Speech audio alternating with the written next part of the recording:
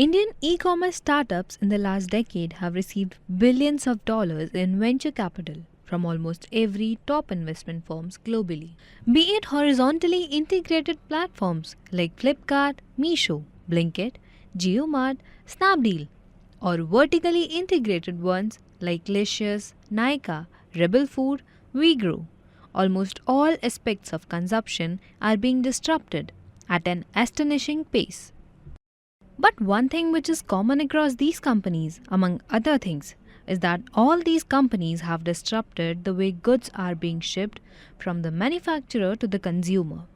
Thus, supply chain management is now one of the biggest strengths of these companies going forward, and these companies are going to be one of the major contributors in India's quest for generating 10 million new jobs in the supply chain sector by 2027.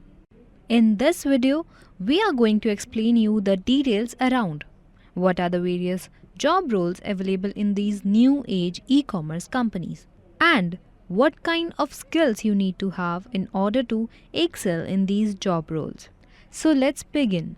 There are primarily 5 key job domains in the supply chain function of any such company, namely planning, procurement, warehousing, transportation, city logistics. Let's try to first understand the role of each of these functions in detail by using a real-life business scenario in a typical e-commerce company. The business team of an e-commerce company ABC Cart has decided that they are going to ramp up the sales of Nike shoes this season and float a proposal to Nike officials to give them a discounted price. Typically, the sale of Nike shoes is around 5,000 per week. But the business team feels with the right discount, they might be able to sell 20,000 shoes, a 4x jump from BAU volume.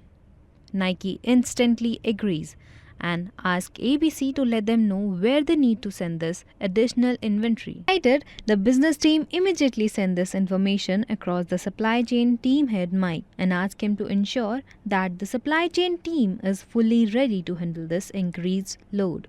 Mike dives straight away into action. To give a green light to the business team, he basically needs answers to 5 questions, namely, which locations will the demand of these additional 1.5 lakh shoes come from? Which warehouse locations will this demand be supplied from? Do these warehouses have enough storage and processing capacity? Will his long-haul vendors accommodate this new demand? Does his last mile delivery hubs at the demand pin codes have enough capacity to process and deliver these orders? The answer finding process begins with Maya, who heads the demand planning charter. She uses the historic sales data of Nike shoes and will, as other similar brand, applies the relevant time series forecasting models and comes up with a pin code level breakup of the expected demand of these 2 lakh shoes pieces.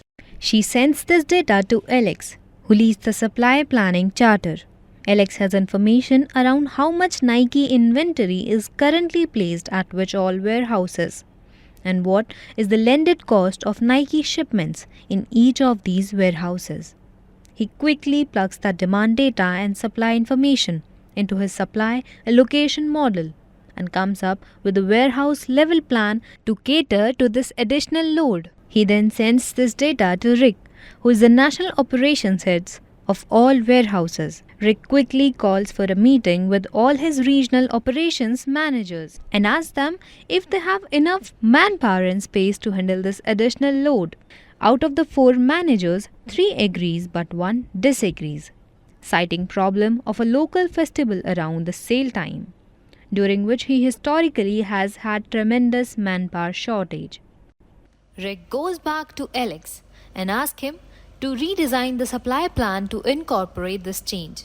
Rick reduces the operational capacity of the 4th warehouse in his model and reruns his optimization model to redistribute the shortfall among the other 3 regions. This has a 2% impact on the overall cost of fulfillment, but they take an approval from Mike. And considering Nike shoes to be a high margin product, an approval comes instantly. Next, this information is sent to Ron, who heads transportation. He studies the additional load which is coming to each location and ask his team to compile a list of vendors who have idle capacity at the time of the sale. His team compiles the list of vendors who have accepted to handle the additional load and sent it to Ron. Ron then quickly runs a historic check on the vendors to see how their past performance has been in cases of such additional load, and also how have they performed in general in the recent past. Basis that he shortlists the best 3-4 vendors across each regions and then send this information across to his team for them to take written confirmations from these vendors to handle the additional load. At last, the information is shared with the city logistics head, Carl. Carl too studied the idle capacity of last mile delivery hubs in the target demand locations and realizes that the hub in a couple of locations are running completely full from the past few weeks, and there would be no chance that they can handle any other additional load or move into a larger hub in such a short duration. He discussed this with Mike, and upon understanding the problem in detail, Mike suggests that they work with a third-party logistics player on a temporary basis to handle the short-term load. Carl likes the idea and quickly reaches out to his 3PL partner active in other places. Luckily, a couple of them have in fact idle capacity during that period and happily agrees to share the load. Finally, with having a green light from all his internal teams, Mike happily gives a go-ahead to the business team. He also informs the procurement team, which is generally an independent team in case of e-commerce companies, to make sure that the Nike products are ready for shipping at the desired time. Now that you have broadly understood how all the supply chain teams function, let's now understand the skills required in all these teams for them to function to the best of their abilities. We can overall divide the skills expected out of a good supply chain leader into two parts: operational and analytical. Although each role in supply chain requires both these skills, there are certain roles which requires one skill more than the other. Let's understand in detail. Operational skills are generally the skills showcased by on-ground teams such as the warehouse operations team, transportation teams, and as well as the city logistics team, where they have to deal with a lot of external entities like transporters, drivers, delivery associates, pickers, packers, etc. Here, they require the skills such as understanding the profit and loss structure of transport vendors, understand how contracts need to be created, creating the right processes, systems, and incentive structures for blue-collared workforce, having the right people management skills in order to manage huge people workforces as well as vendors, having good communication and negotiation skills. Analytical skills, on the other hand, are generally required by people who work more with data rather than with people. Numbers do the talking here rather than people themselves.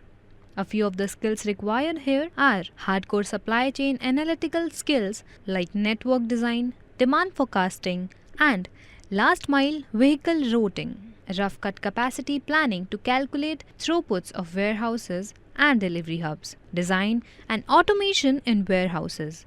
A strong supply chain leader is one who is proficient in both. But at the start of your career, you generally choose one of the above. Develop your expertise in it and slowly graduate to learn the other skills in parallel. Choosing the right job is very important because both these skills are poles apart in terms of day-to-day working. Here, we have covered the main 5 job roles found in the supply chain teams of B2B e-commerce organizations. It's essential to acknowledge that beyond these roles, they are also supporting positions in business finance and customer expertise departments. More details about these supporting roles will be shared in upcoming videos. We hope you have gained a solid foundational understanding of these roles. If you are interested in delving deeper into job roles, business models, and opportunities within India's supply chain sector, please consider subscribing to our channel. Our objective is to comprehensively explore every aspect of the dynamic and fascinating field of supply chain management.